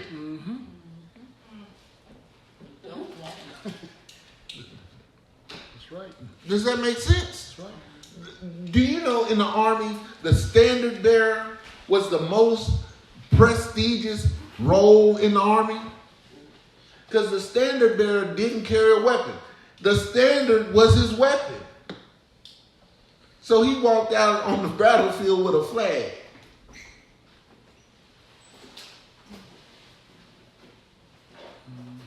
You shooting arrows, everybody else got shields and armor, and the standard bearer is out there with a flag. Here I am, shoot me.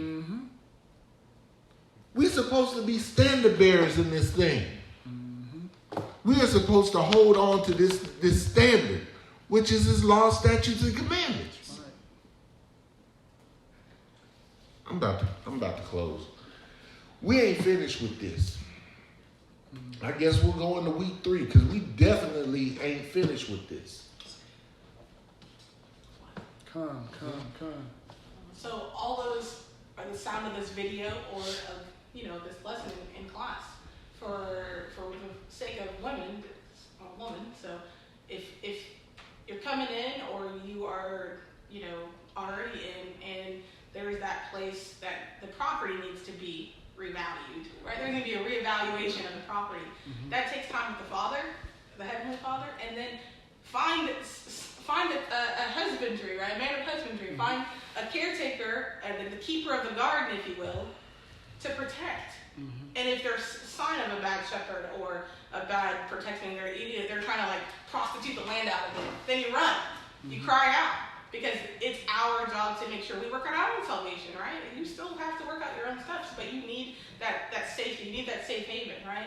And you can say, no, this is not appropriate for me, right? And then hopefully others will speak on that behalf for you. For our men, if you've taken up that role to restore the property, right? You're restoring the property, you're providing the safe haven so that no one else defiles that or squats on that land, right? You restore it, you put all your energy and effort into it, it'll yield you fruit as well. But it doesn't mean that you abuse it either, right? When a man abuses a woman, when a man treats a woman unrighteously, he denied the faith. That's right. Simple as that. That's right. And so that's when the woman needs to cry out because she has to go to somebody. Exactly. She can't go to her husband, right? But like the ox said, Brother Yemi'el said, if you know your daughter Zion first, you're not seeking a husband. That's the problem with the daughters of Zion. Stop seeking a husband. Seek the Most High. And He will deliver what you need. He'll deliver either a moray or elder or a brother or a husband. He know what you need. But if you're looking for a husband, you might not even be ready for wife status. You're not even, you may need to be groomed. You know what I'm saying? You may need to be pruned. You bypassing him. You bypassing him. That fine. Yes. Right. You need to Exactly. find the status, or you need to be in that status already. Exactly. The wife already. Not someone you have to elevate. That See? was the act of prayer. Ye The kingdom first. the kingdom first. And that's what we miss. right. We so busy seeking some thighs, Right. some breastises, some chest Some muscles. muscles. Yeah, oh, he got good hair. Right. He gonna make pretty babies. He got got good good job. hair. That's why a lot of times I feel like I spoke to Ladai about this, whatever. But when it comes to whether it's a man or a woman, when a man bases his wants of a woman based on solely her looks, and he doesn't really know her, and he attains her, something's going to happen. The Most High deals with us on every level. That's right. That's going to manifest itself in a negative way. In the long run. And the same thing for the women. And women, you got to stop looking. If you don't have kids, I know it is a mandate for you to be fruitful and multiply, but it's not always talking about children. The natural. Yeah. When you multiply, you can multiply into your man. Look, I hate to use carnal analogies, but when Michelle Obama ran up against Barack Obama, do you think when she looked at him, she said, that girl right there going to be the president of the United States? But she worked at him, and she helped elevate that man. That's right. He ain't do it all on his own. Everything that I am ain't because I did it. That's right. Man, that woman right there filling out job applications for me and making sure that I passed my last classes so I could get out of college. Yeah. That woman right there, she was there when I went to the same human anatomy professor for 3 semesters. Wow. That joker failed me because he thought I wanted his wife. And me and her had just been friends before he ever met her. But I wouldn't leave. That joker right there set me up. Mm-hmm. She's like, nah, this is what this joker's doing to you. This is what you need to study right here. I walked out of that class. Matter of fact, I was so sure that I passed the test. That last test I took to get out of that man's class, I only had 1 class that semester. I was sure I passed the test because I walked out that man's class, gave him a hug, got in my car, and drove to Austin and went job searching the next day. I hadn't even received a grade yet, but I knew I passed. And this is what we need from our sisters. I don't need no man. I don't need to raise no damn child. I don't need to raise a man. You're not raising a man when you're enriching him. When they do that, they cursing themselves. Yes. You are judged by the fruit of everything that you say. So when you say something like that, the Most High hears that, you're like, oh, okay. Unless you repent from that, you cursing yourself. I don't need no man. So when a man don't come your way, you wonder why you end up with these busters. That's right. Because you ain't got a man. Because you don't need one. That's right. All I need a man for is this. And that's all you're going to get. Because the Most High going to listen to you. Exactly. What you really need is a relationship with him. What you need is a relationship with him. And you need to say, Most High, when you restore me to the point to where I can take on a relationship, I need you to send me a godly man. That's right. I need you to send me a godly man. Right. One that's got your heart, or got your characteristics, or got your people's heart and mind. Right. Bring it out, Ak. We don't need people in this thing that are running around running roughshod over our sisters. That is why I don't deal with everybody. That's right. And yes, in my mind, it's cool that, if I got into a relationship and me and my wife sat down and talked about it, and if another female wanted to come into the relationship, she could. But I'm bound under this. This is what binds me and stops me from doing that. Because the law of the land tells me I can't. So first I'm responsible for the law of this land. I can't be righteous and be bound to a law in this land. You see what I'm saying? He's going to hold me accountable for it. Render what is to Caesar unto Caesar, and then render what's his unto him. Now, if the law of the land conflicts against him, then I'm going to have to keep him. Amen. And then I'll worry about my recompense there. This is what I tell brothers and sisters. We had this discussion a few years back. In Israel, there's a lot of sisters that figure, well, I make more money, or I'm more educated, or what have you. The system has got us all discombobulated. Nobody knows how to play their role. Nobody wants to play their role. Everybody wants to play opposite. The men want to be women, and the women want to be men. Dealing with the marriage part. I don't run another man's house. I can't tell a man how to operate his house.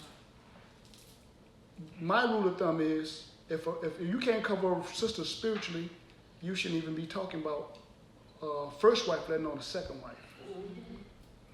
As far as the land and whether the land, the governing body, it's not my choice to look at their laws, because their laws operate outside of Torah totally. Anyway. So, because again, when you understand contractual obligations, we're not even supposed to be in a marriage with the system from that point. So I just broke the father's law from that perspective. Either way, if I want to go monogamous, if I would deal with monogamy, you have just contracted with the state, so you're still wrong. And you made this so you can't even make that justification with polygyny, because the law of the Most High says you shouldn't even have a marriage license anyway. So we have to be so before we get that depth in it, we have to understand what is a marriage. A marriage is bounded by contractual obligations, not sex. Right. It's a business. Now, in this business, there's something for something. If a man just trying to get him more wives just because he wants some coochie, he's foolish. Right. A broke man chases women. The reason why I can do what I want to do is because I don't chase women. If I wanted a wife or a girlfriend or a concubine, I don't need my wife's permission. But I respect my wife, and I don't want my wife to ever feel that what she put into me is devalued, because my wife poured into me a lot. So if anything, if a woman cannot do what my wife did, I don't need you. I don't even need you. You're not even in a conversation. You might as well have you really, if you can't sew into me like my wife has sewed into me, you might as well go away, because you just as bad as having pork lips. Exactly. She's like, real quick, I want to say something too, like real quick. When you marry in the system, you make the government the god of your marriage. That's right. That he will be the judge of your marriage. That's So, right. what will happen if you divorce? What you got to do? You got to go to the courts, and they're going to handle it. They're the god of your marriage. And you're gonna have to pay. You're gonna have to pay Exactly. to get a divorce. You gotta pay them to get married. To get married. But not only that, everything going to reprobate. Going to probate. Your property going to probate. Right, and then they tell you that you have to pay child support. They put all this stuff, alimony, all this. They are in charge of your livelihood. Exactly. Look, y'all. You said it, the Elohim of your marriage. I said I was going to get off of here about 45 minutes ago, and April, and my wife sitting up there looking at me because she told me, quit saying you about to be through, because every time you say you about to be through, I know it's about another That's hour. right. Info John, it's a business contract. Yeah, it's a business contract. Marriage is definitely a business, man. That's right. And we need to understand that we need to operate lawfully in our businesses. That's right. If you can't run a business, you can't run a household.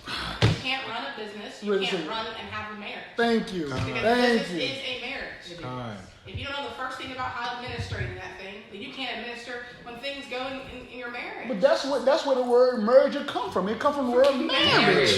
It's a merger. Surrender your and when you It's becoming one. Yes, and when you're doing business, they call it what?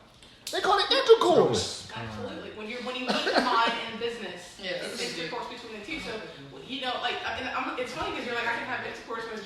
No, but you need to make sure that you know who you're meeting your mind with. That's She's right. about your business. He's about the business. That's right. What are we adding into as ladies and as wives? You don't have no aspiration, no goals, no.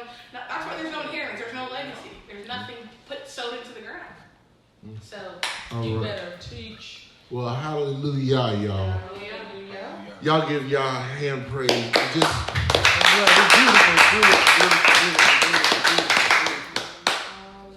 Kafriya. Post in the chat. My name is Yemi'el Ben Yahuda, and I am grateful for Malak for allowing me to go live on his page on YouTube. But if you've been blessed by our teaching, please go to my page and subscribe. We're trying to get this thing done in such a way where we can build the kingdom. Also, I don't like asking for money, but we go out on the road and we minister across the country. So if we've been a blessing to you, I don't ask for amounts. If the Most High has touched your heart from our teachings, you can Cash App me. The administrator will put the Cash App information in there. It's just $Yemi'el. And if you are on PayPal, if you're on PayPal, you can link with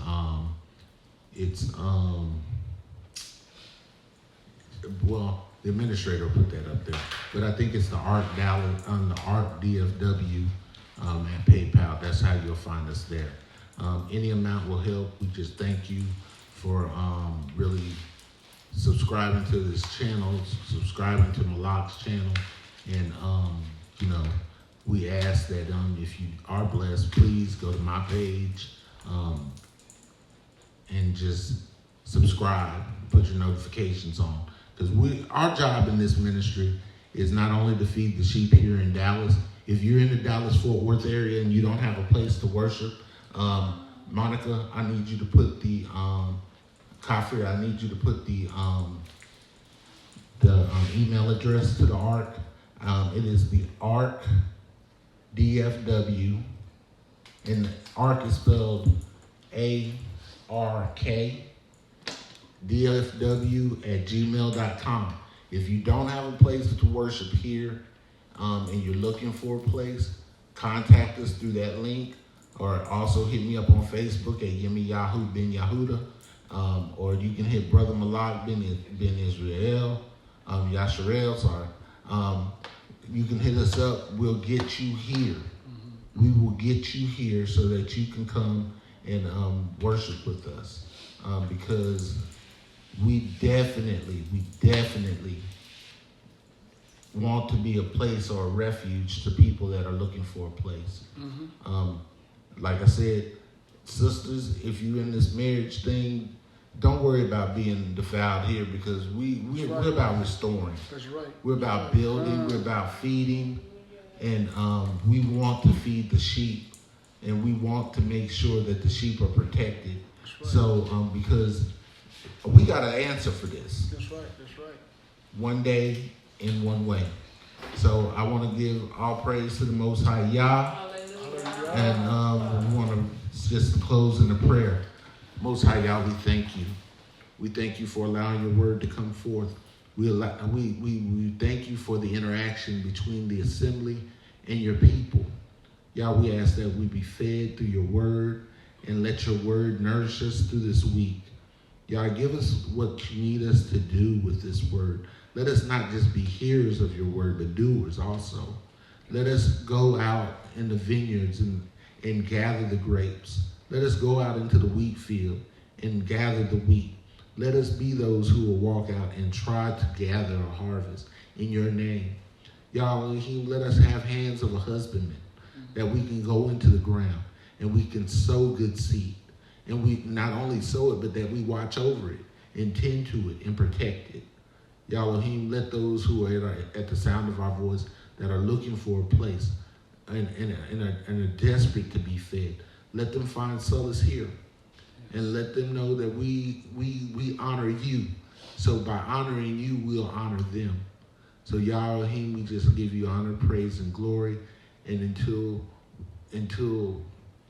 you return, we will stay here waiting as a bride, waiting for a husband, purifying ourselves, and getting ready, being washed with the word of righteousness. And all these things we say in your name. Hallelujah. Hallelujah. Hallelujah. Hallelujah. Hallelujah. Amen.